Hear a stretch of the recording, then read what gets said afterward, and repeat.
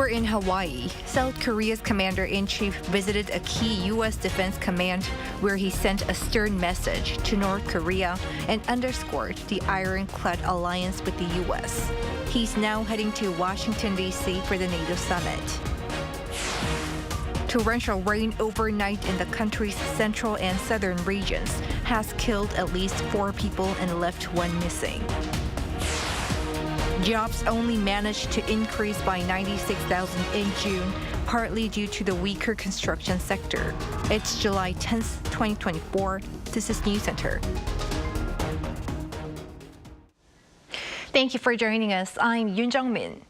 We start in Hawaii yet again, where President Yoon visited the U.S. INDOPACOM, during which he sent key messages, taking into account current security developments on and surrounding the Korean Peninsula. Our correspondent Kim Do-yeon, who is part of the traveling press corps, files this report. I put absolute trust in you. So says President Yoon to U.S. soldiers of the U.S. Indo-Pacific Command, the U.S. Geographic Combatant Command responsible for the Korean Peninsula. This came as he visited the command on Tuesday and called it the pillar of the ROK-U.S. alliance in an encouraging speech to its soldiers.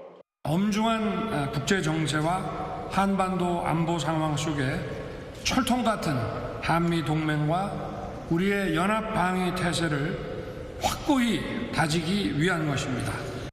He also called out North Korea as being reckless, saying that its recent military pact and illegal arms deal with Russia has raised more concerns in the international community. He also emphasized INDOPACOM's role in combating such issues, as it's the largest of 6 U.S. combined combatant commands, covering 52% of the Earth's surface, with the saying, from polar bears to penguins. 공고한 공약과 협력에 토대를 둔 강력한 능력이야말로 규범에 기반한 영내 질서를 굳건하게 수호하는 원동력입니다. 그리고 그 근간에 바로 인태사령부가 있습니다. It's the first time for a South Korean president to visit the U.S. Indo-Pacific Command here in Honolulu since it changed its name from U.S. Pacific Command back in 2018. And if you count the U.S. Pacific Command as well, it's the first time in 29 years. In the meantime, before his speech to the soldiers, President Yoon had the chance to meet with Commander Samuel Paparo. After a short greeting, Paparo briefed President Yoon on ongoing regional issues. According to the top office, after listening, Yoon responded with appreciation. In fact, President Yoon also awarded Commander Paparo with the Order of National Security Merit. While the commander only took on his current role last May, he led the United States Pacific Fleet for 3 years before this. This wrapped up Yoon's visit to Hawaii. Up next is the NATO Summit in Washington, D.C., where once again, he's set to emphasize growing concerns over the strengthened cooperation between Russia and North Korea in front of NATO member countries and the Indo-Pacific 4 partners, Japan, Australia, and New Zealand. Kim Do-yeon, Arirang News, Honolulu. And as the president heads to Washington for the NATO summit, focus is on South Korea's role in not just regional security, but also global security beyond the peninsula. Our senior correspondent Woo Soo-young takes a closer look. Crossing over from Hawaii to DC, South Korea is connecting security interests across the Indo-Pacific region and transatlantic countries as a practical contributor to global security. That's according to an expert speaking to Arirang News as President Yoon heads to discussions with NATO countries in Washington, D.C. after wrapping up his visit to the U.S. Indo-Pacific Command. President Yoon's stopover in Hawaii demonstrated Seoul's firm alliance with Washington and a pivotal moment in its commitment to freedom, peace and stability in the Indo-Pacific and beyond. Seoul's assertive posture matters as European states look to work more closely with Indo-Pacific countries given their overlapping interests in countering coercive forces in international waters and the growing collaboration between Russia and North Korea. Seoul's presidential office says NATO and its 4 Indo-Pacific partners, including South Korea, Japan, Australia and New Zealand, will issue various statements criticising the Moscow-Pyongyang axis. The significance of South Korea's participation in NATO Summit is that it is a reflection of how security issues in European theater and Indo-Pacific region are closely interlinked. Russia could continue sustain its war efforts in Ukraine because China is supporting Russia's economy. China is basically funding Russia's war efforts. So Europeans, they want to dissuade China from doing that. But now North Korea is providing ammunition to support Russia. So there is a closer link between security issues in the two theaters, and South Korea is in a critical position to manage the security efforts linking between the like-minded countries. Since last year's NATO summit in Vilnius, South Korea and the 32-member bloc have been focusing on institutionalizing cooperation on battlefield information, military intelligence sharing, and cybersecurity. Based on solidarity with like-minded countries, President Yoon's office said South Korea would seek to expand its realm of security cooperation to economic and technological partnerships. South Korea's military industry has been advancing at the global level, so there is a opportunity that South Korea can provide support other countries' weapon system, their defense equipment capacity. So that's one thing. Defense industry leading, supporting other countries' defense capacity. While in DC, Yoon will hold a marathon of bilateral summits with at least 10 countries, including Finland, Sweden, Norway, Germany, and the UK, with conversations expected to cover defense industry cooperation, infrastructure, supply chains, nuclear energy, and other significant security interests. Yoon and Japanese Prime Minister Fumio Kishida are also expected to meet in their second summit of this year, deepening their growing partnership against regional security threats as part of their trilateral cooperation with the United States. 오수영, Arirang News, Honolulu. South Korea's cooperation with NATO goes back nearly 2 decades, starting when they first initiated a dialogue in 2005 on ways to uphold the rules-based international order. Our Lee Si-hu highlights the history of the partnership bolstered through the years. South Korea's cooperation with the North Atlantic Treaty Organization dates back to 2005 when their first dialogue began. A year later, in 2006, South Korea became a non-member partner state of the alliance. The partnership has strengthened over the years, and South Korea today is one of the major NATO partners in the Indo-Pacific. But how exactly did Seoul, located halfway across the globe from Europe and the Atlantic, come to establish a comprehensive partnership with its allies in responding to emerging issues? In 2012, Seoul signed the Individual Partnership and Cooperation Program, which laid out the first key areas of cooperation, including cyber defense and anti-terrorism. But the major milestones came in more recent years amid growing global geopolitical tensions. In June of 2022, President Yoon, shortly after his inauguration, attended the NATO Summit in Spain. This marked the first attendance by a South Korean president. In November of the same year, Seoul established a diplomatic mission to NATO at its Brussels headquarters. This mission aims to facilitate enhanced dialogue and information sharing. By 2023, the key areas of cooperation agreed upon in 2012 were developed into more concrete objectives, with a detailed schedule for practical implementation. They named it the Individually Tailored Partnership Program. ITPP 개별 맞춤형 이런 프로그램들을 만들어서 협력의 틀을 제도화하고 그리고 나토와 군사 정보와 사이버 분야의 협력에 관한 논의를 Today, Seoul and NATO prioritize cooperation in cyber defense, new technologies, and arms control, including the non-proliferation of weapons of mass destruction, as well as other shared cross-regional issues, not just limited to defense. It's expected that Yoon's third summit attendance this year will facilitate the joint efforts of South Korea, a global pivotal state, and its like-minded allies in promoting the common values of freedom, peace, and prosperity. Lee Si-hoo, Arirang News. Shifting gears, South Korea's Navy is currently partaking in the multinational Rim of the Pacific exercise over in Hawaii. In time for that, the Navy has successfully conducted a live-fire test of SM-2 shipborne missile interceptors, part of its primary weapons. Our defense correspondent Choi Min-jung was on the site. 청원 전투배치 함장님, 현 시각 적 지대함 유도탄 집초가 있습니다.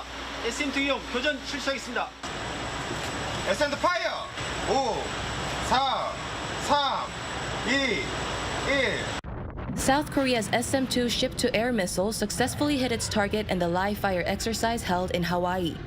The drill was conducted by the Navy on Tuesday local time at the Pacific Missile Range facility on the sidelines of the Rim of the Pacific International Maritime Exercise.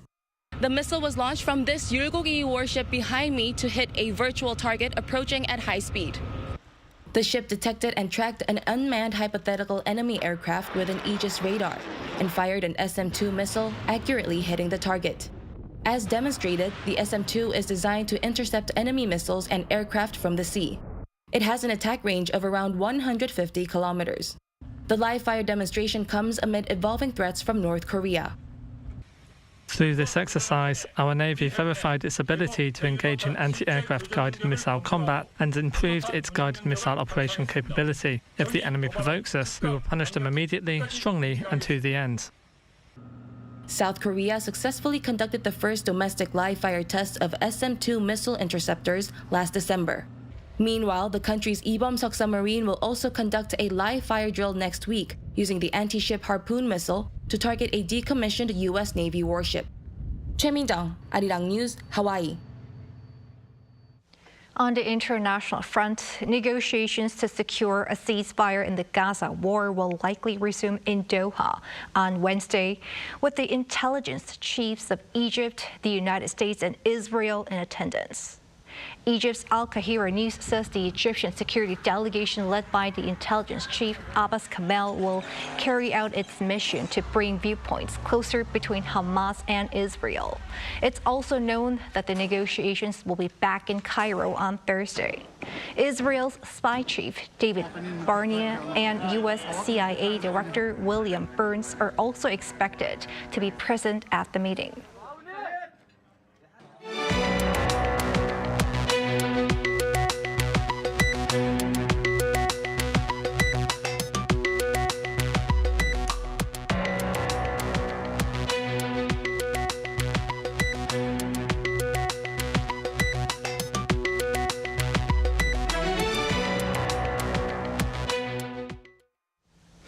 Overnight, the central and southern regions of the country experienced sudden torrential rain. At least 4 deaths have been reported, and 1 person is still missing. Yoon with the latest. Heavy rainfall overnight in the central and southern regions of South Korea has led to 4 deaths and 1 person missing. In the early hours of Wednesday morning, Chungcheongnam-do province recorded rainfall of over 110 millimeters per hour.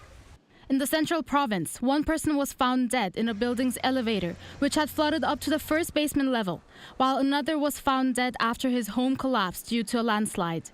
2 more people were reported to have lost their lives in the southern parts of the country, with 1 person reported missing.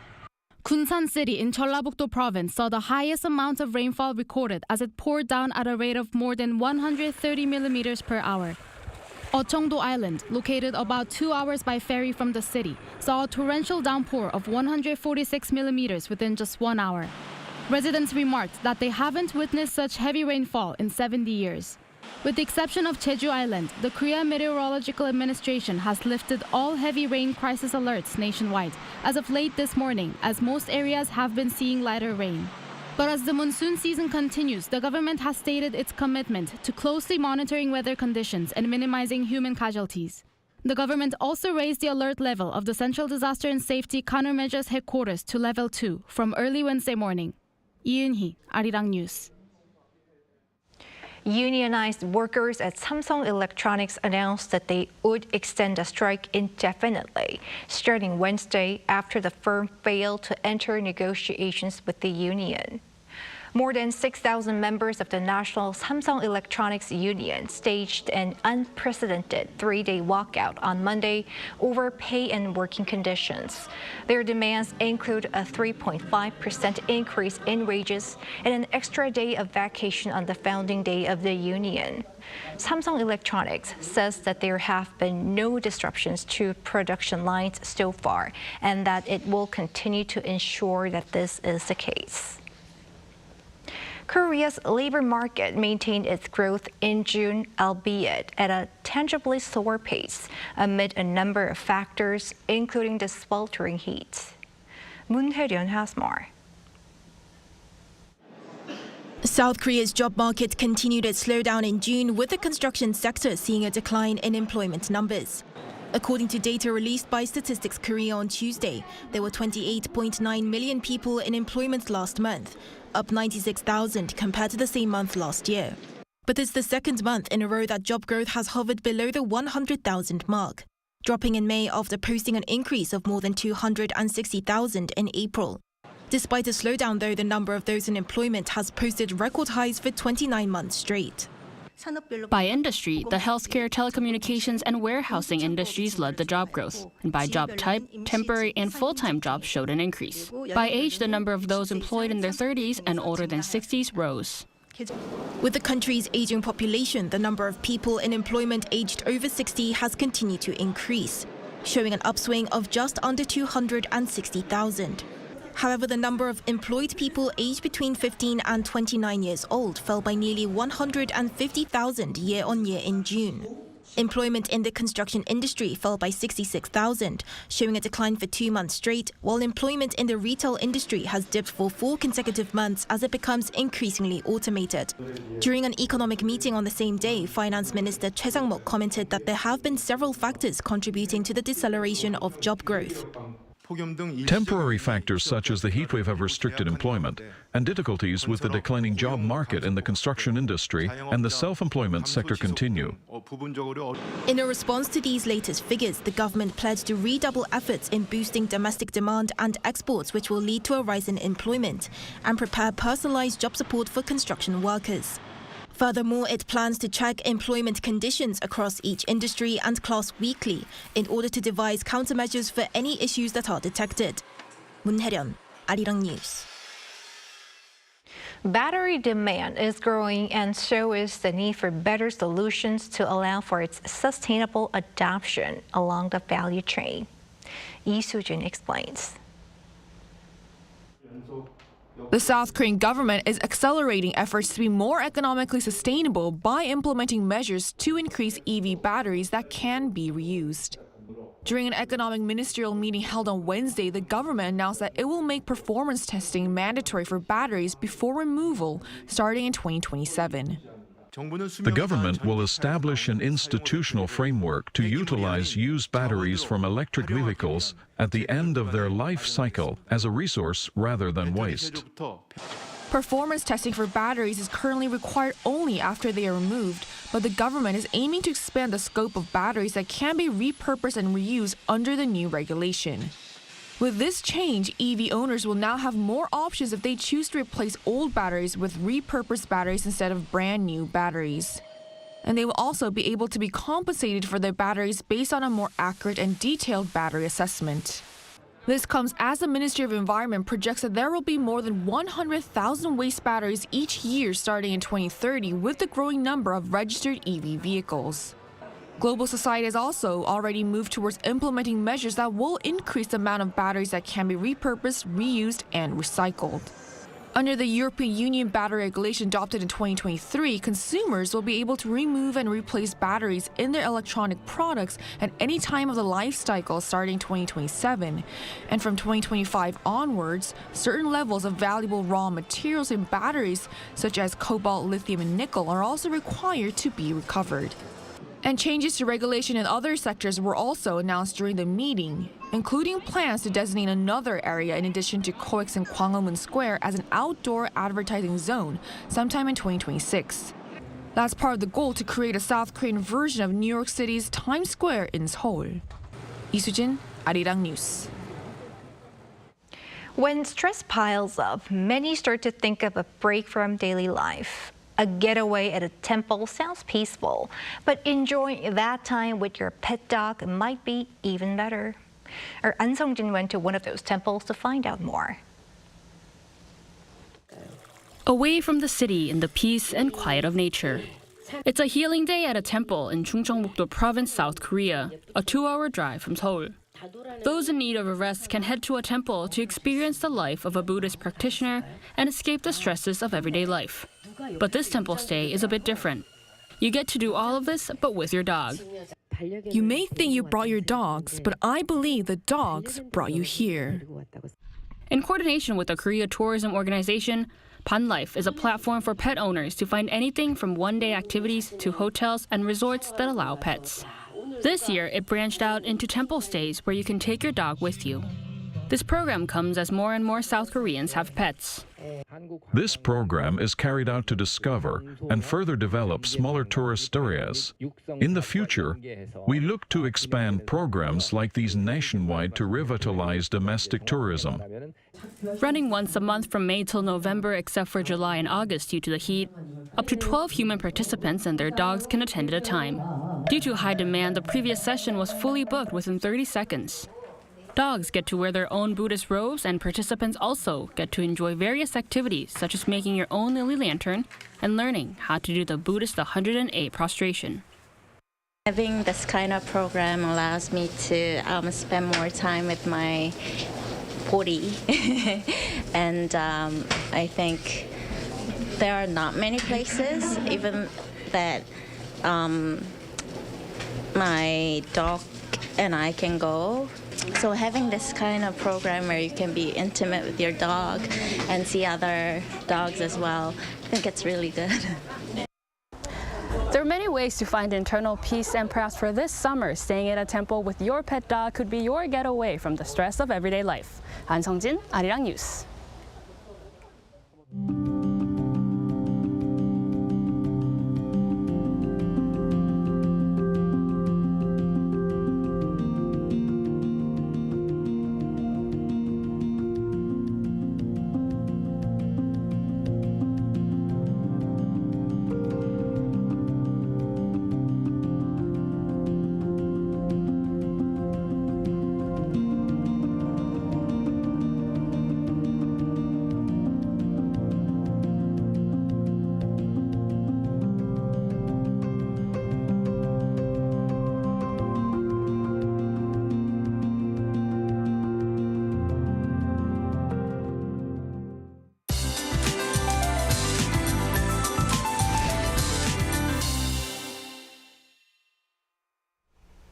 Last night, heavy rain of more than 100 millimeters per hour fell on Chungcheongnam-do and Jeollabuk-do provinces.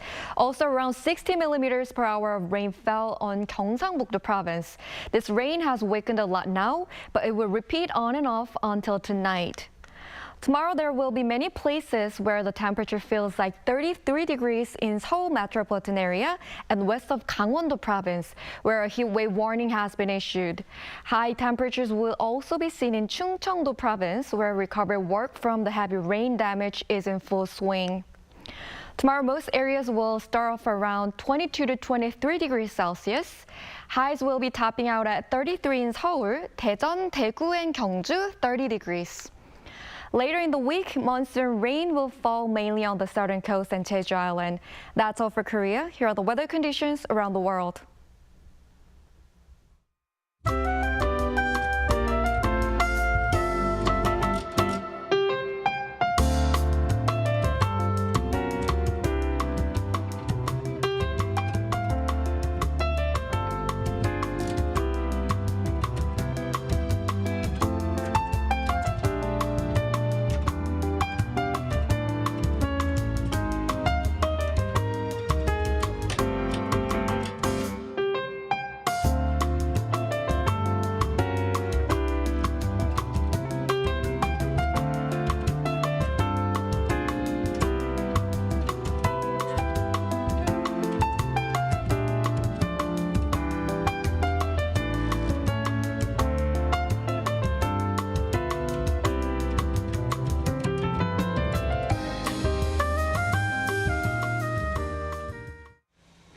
That is Newscenter for tonight. Thank you for watching. A panel session is coming up.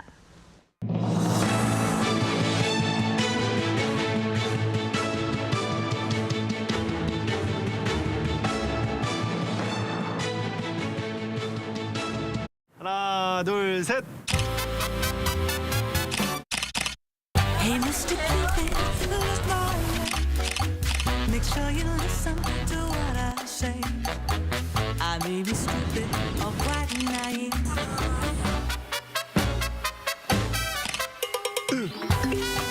끝없이 쏟아지는 포토스팟. 휴대폰 한 대로 감당할 수 있겠니? Arrow straight through my heart. 웰컴.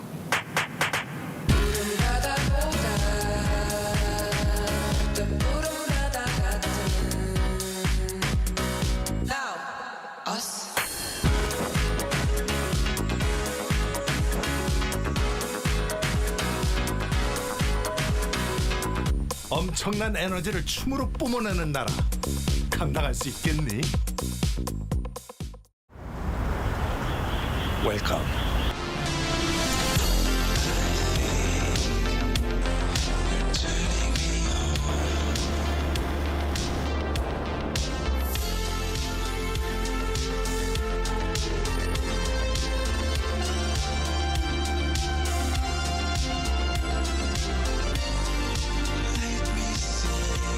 24시간 불이 꺼지지 않는 나라.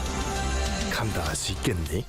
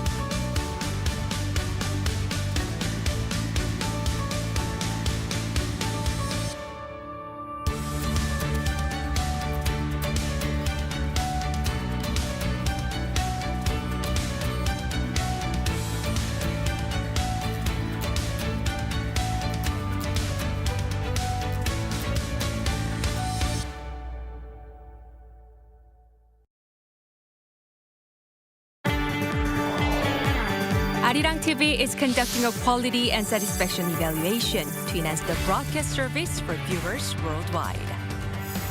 Please visit our website www.arirang.com to provide your honest opinions. Participants will be entered into a draw for a chance to win prizes. Overseas TV Viewer Survey. We look forward to hearing from you.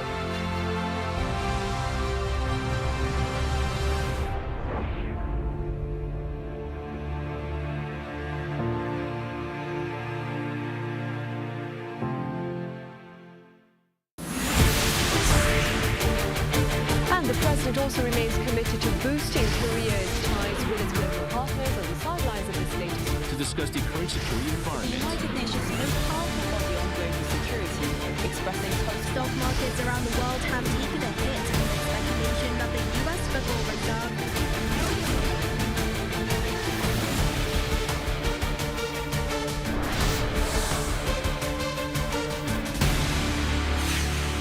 Arirang.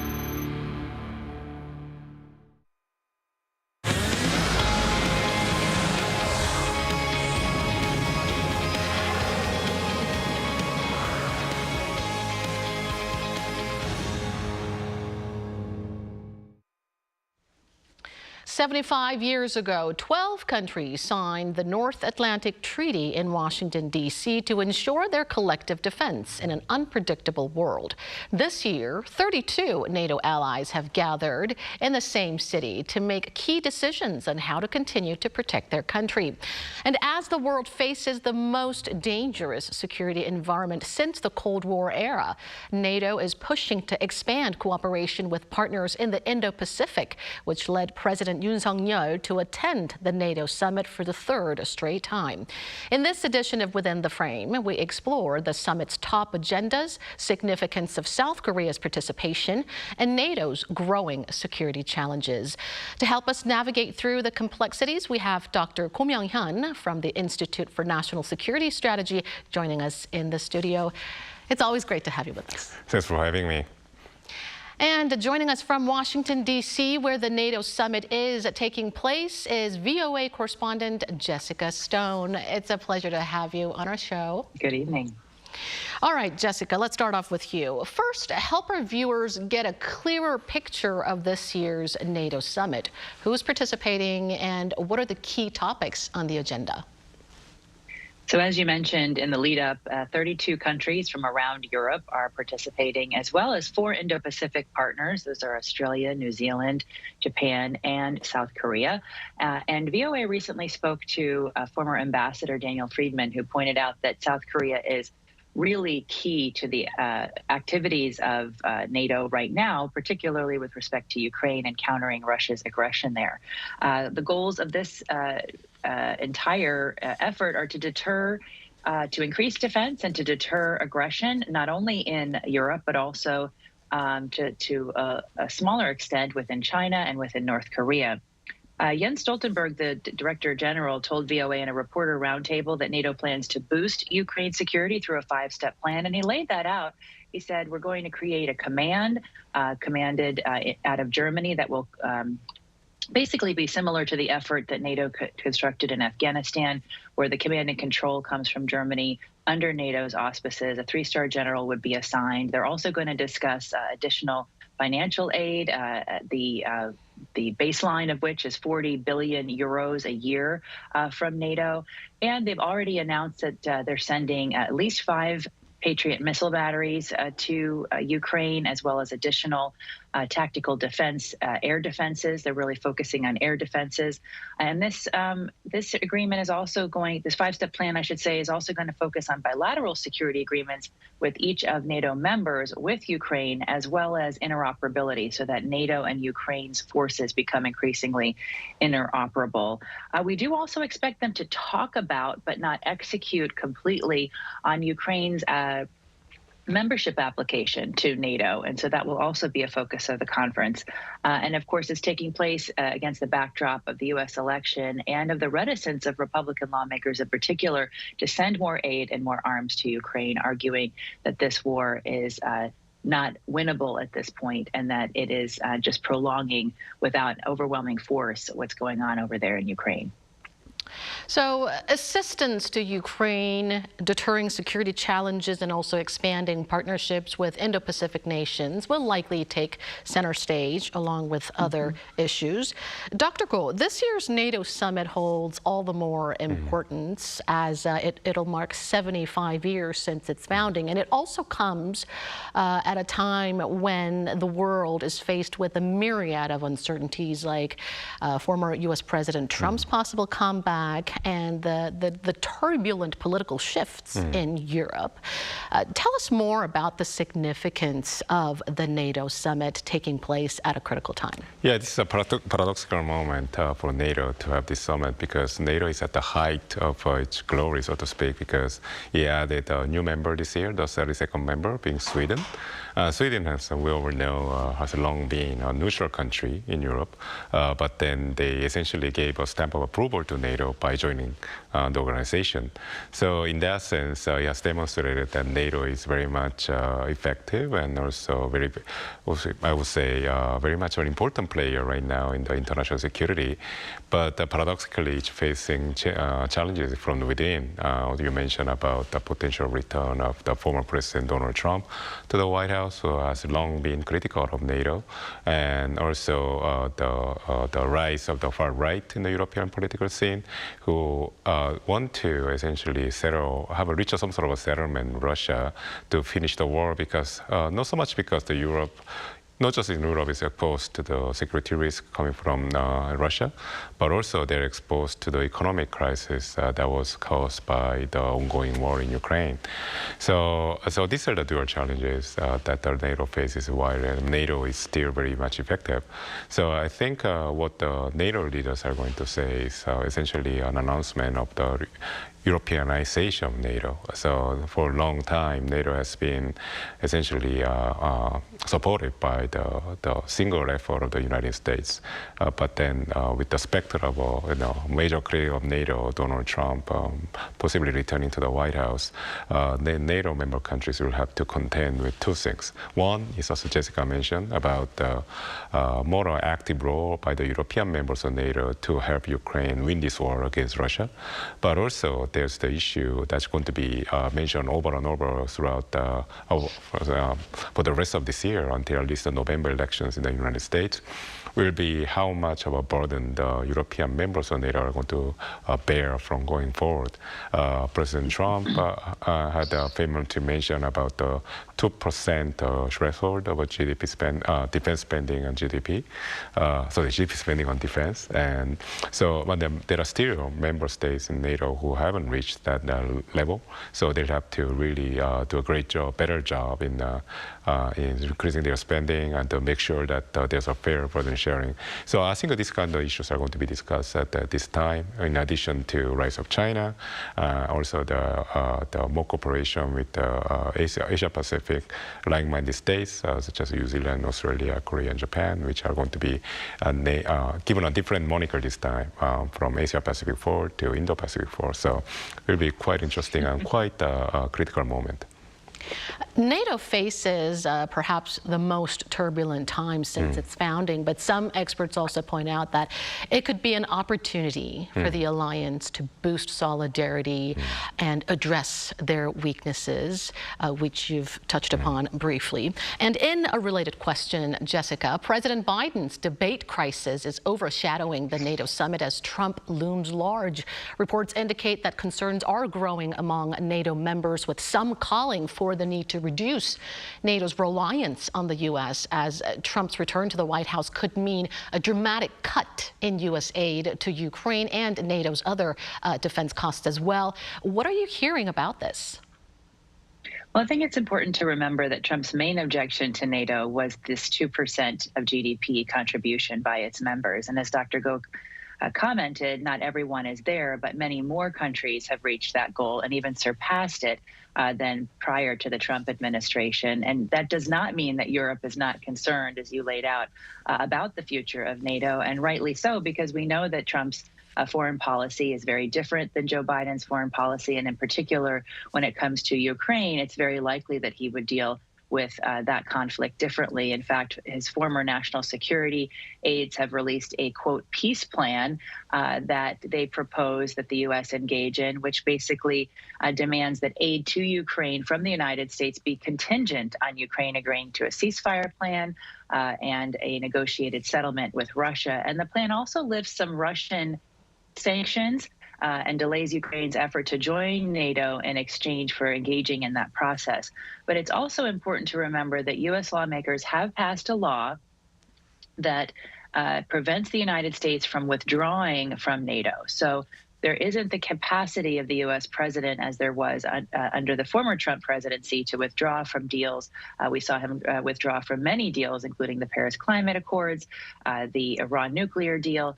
Legislation now prevents him from doing so, with withdrawing from NATO without 2/3 Senate approval. So that's a tough barrier to overcome, and at least put some barriers on what he can do with respect to NATO.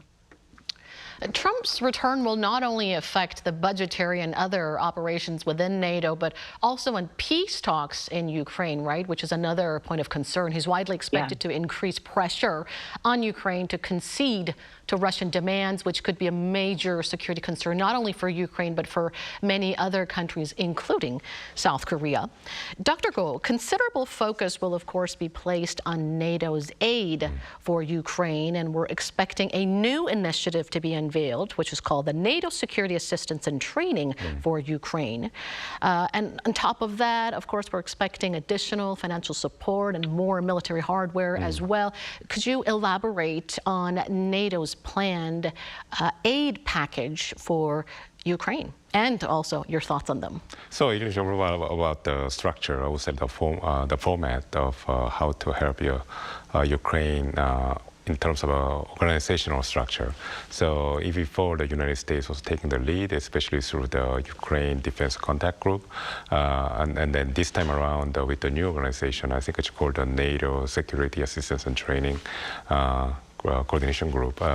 With that new organization, I think essentially the message is that NATO, the European members of NATO, are going to take the lead more so than before. And I think Jessica again had described what are the concrete projects and initiatives that are being elaborated and put on the table and will be announced in this summit.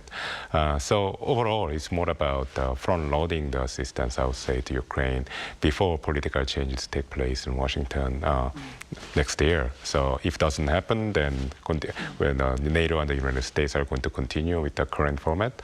But if there's a political change, and if that leads to essentially a decrease in the international community's assistance to Ukraine, then it's likely that in order to prevent any kind of essentially negative consequences for the defense of Ukraine, the allies and partners would like to front-load the assistance this year. So even though it was announced that the European members of the NATO are going to ensure that at least there will be 40 billion euros of assistance to Ukraine every year, that's not guaranteed by any means. So it's likely that they will put this, the bulk of the assistance before the election takes place this year. And then, the NATO members and also Ukraine are in a hurry, where essentially they are running against the clock in this case. Reports say that NATO will unveil, quote-unquote, historic aid package for Ukraine, but whether that's enough is another big question.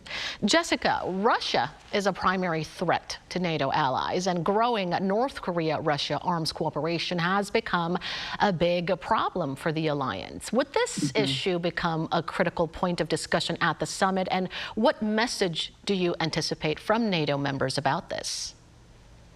Yeah, it already is a big talking point and a big source of discussion in Washington and in the context of the NATO summit here. A NATO official telling reporters earlier this week that the North Korean arms that are so important to Moscow, it just shows how important they are, because we saw, of course, Vladimir Putin visit North Korea in a effort to continue that relationship and obviously sealed additional deals to perpetuate that relationship. Washington and Seoul estimate now that North Korea has sent 10,000 containers of arms to Russia, and that is a huge problem for NATO because its purpose is to deter war through increased defense, and it perceives that there is a threat from North Korea directly because it perceives that it's fueling the war in Europe, and the NATO problem escalates if we see continued evidence of cooperation with respect to sending North Korean troops to Russia. We already saw that visit this week of the military education members from North Korea delegation going to Russia. And then also we saw the Pentagon spokesperson on June 25th say that Washington is watching this aspect of North Korea-Russia cooperation and has warned against continuing that.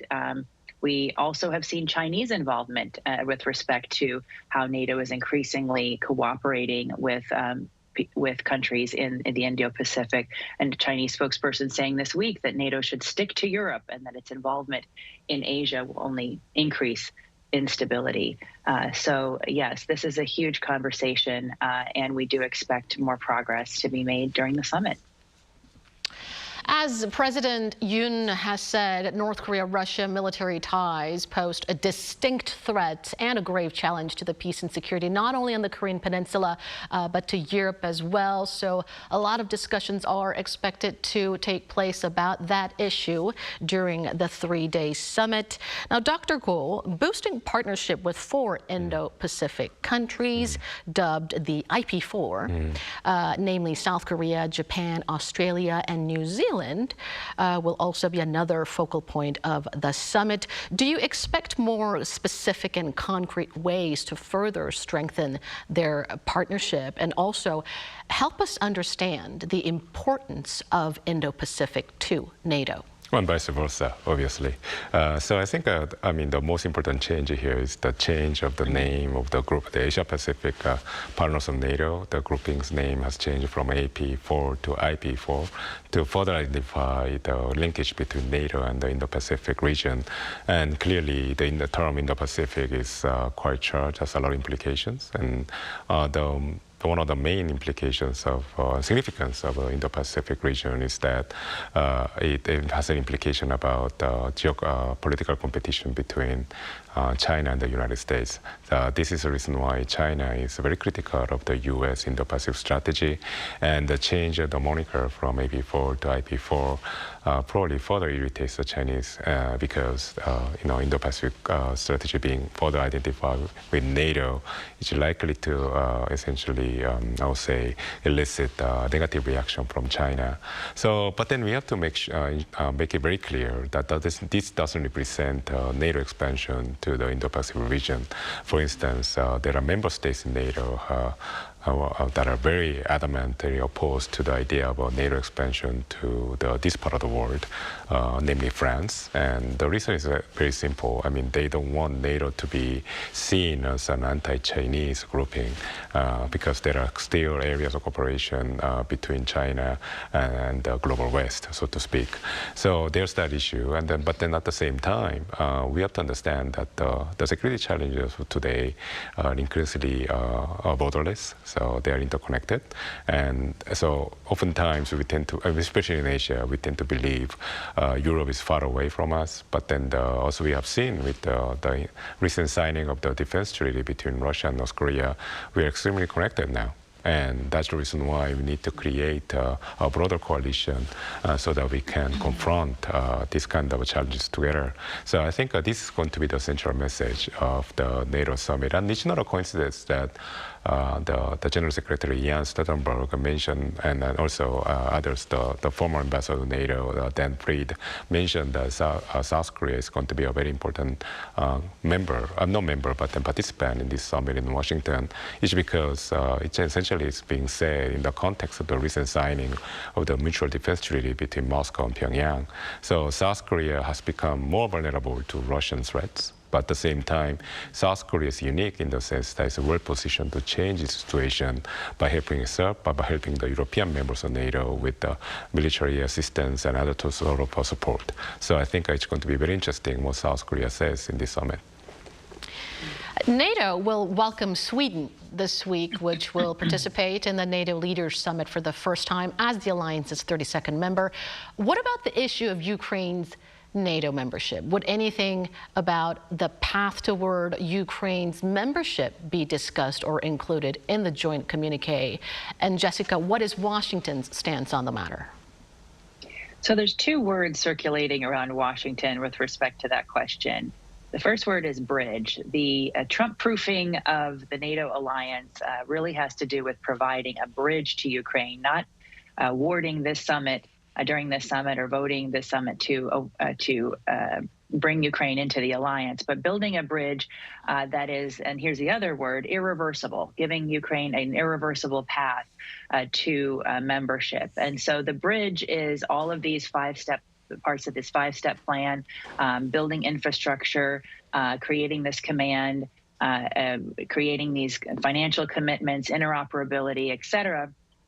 And then within the context of the communique, there are reports specifically from Politico where they will lay out a, quote, irreversible path for Ukraine, so that even if we have a change in leadership of the U.S. government, that Ukraine will still be on a path to membership in NATO. And Jens Stoltenberg told reporters on Sunday that they're really finessing the language around this, because language, he says, is very important. It's important that it make it clear that Ukraine will join NATO. We also know that a senior NATO official told reporters as well that there will be a path laid out to what they call bridged membership of Ukraine. So again, that word bridge and irreversible. And this includes all of the steps that they're going to announce this time. We don't have a timeline for Ukraine membership in NATO, but there has been one comment from Jens Stoltenberg where he said he thinks it will happen in the next 10 years. And our final question is for you, Dr. Go. Much attention was also drawn to whether leaders of South Korea, the U.S., and Japan will gather on the sidelines. But that looks quite murky for now.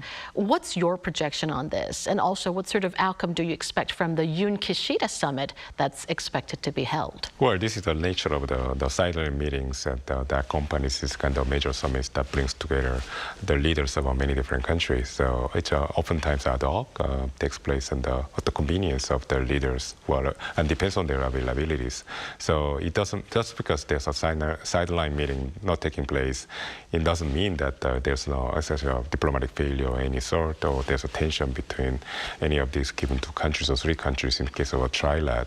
So I wouldn't really attribute too much meaning to it, but then it's also possible that there could be a major decision being announced through this kind of bilat or trilat that takes place on the sidelines. So one, I think that all the eyes are focused on the possibility of the trilateral meeting between South Korea, United States, and Japan, and then also between the bilat between Korea and Japan, or because of the recent signing of the mutual defense treaty between Russia and North Korea. So all the eyes, and I think, is on the South Korean President Yoon Suk-yeol, because on the eve of his visit to Washington for the NATO Summit meeting, he essentially issued a statement saying that implying that South Korea could finally start supplying Ukraine with lethal military aid, and the Russians obviously criticize him for that. So, and then the backdrop of the Washington will be perfect occasion and place for President Yoon to announce such a major policy shift, which is very much awaited by South Korea's allies for a very long time. So we'll have to see whether that happens or not. All right, we'll keep close tabs on how things will unfold on that front until Thursday, which is when the summit will wrap up. Thank you so much, Dr. Go, as always, for your perspectives. Always my pleasure. And many thanks to you as well, Jessica, for your brilliant reporting. Thank you. And that brings us to the end of the show. Thank you for watching, and be sure to tune in same time tomorrow to join our conversation. Goodbye for now.